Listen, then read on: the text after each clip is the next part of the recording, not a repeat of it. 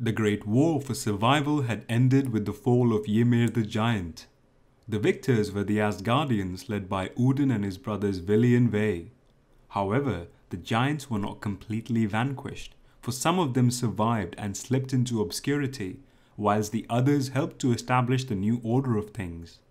And this is where this story begins. For hello and welcome to the second part of this video series, where we explore the formation of Asgard, the birth of humans, and most importantly, explore why Odin is the father of all beings. So let's begin. Only darkness remained in the world after the slaughter of Ymir, so Odin gave rise to sun and moon to establish the order of things. He created day so that beings could hunt, farm, and fish, and night so they could sleep and rest. But the night itself was not nothing. Night was instead the daughter of a giant named Nafi, who was as dark as raven's wings, and she would take 3 husbands. She would first marry darkness itself, and their child would be called Space. Her second husband was known as the Other, and they gave birth to a daughter named Earth. Finally, she married Dawn, and gave birth to a blonde-haired child called Day. And so night and day were given dominion over all things, and would ride in a splendid chariot across the night sky. Nothing would equal their beauty until a giant named Mundilfari claimed that his children called Sun and Moon were as radiant as day and night.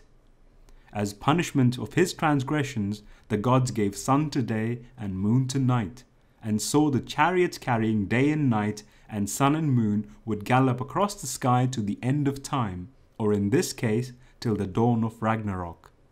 This coming of Ragnarok was known to all gods, but none dreaded it more than Odin, for he spent every day and night preparing to fight back, or even delay the end of all things. Where every god or goddess might get careless at some point and aid towards the coming of Ragnarok, Odin always strived to prevent it. This responsibility and dedication towards preventing the end of all things is what makes him so special in these tales. Odin was, without a doubt, the most powerful Aesir, but it was his sheer will and efforts that garnered him the title of All-Father that was used not only to signify his primordial stature, but also his love towards all things in the 9 realms. And so when the world had an earth, days and nights, and mountains and land, Odin thought of creating humans to aid him in the final battle of Ragnarok, and so he travelled with his brothers Vili and Ve to a sea and asked the 2 brothers to pick up 2 hollow tree trunks.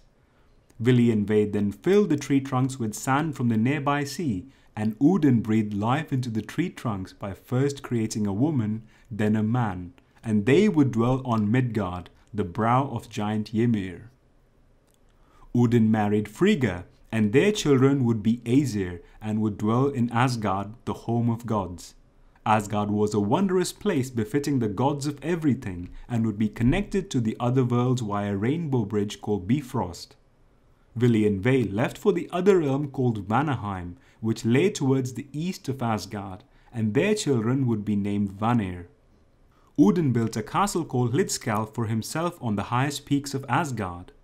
This castle with giant doors would be the home to roaring winds and a seat from where Odin could see everything.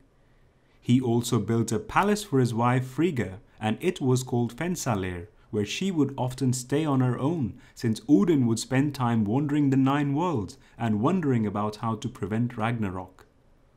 Alongside Odin were 2 wolves named Geri and Freki, 2 ravens named Hugin and Munin, his 8-legged horse named Sleipnir, and his trusted spear that never missed called Gungnir.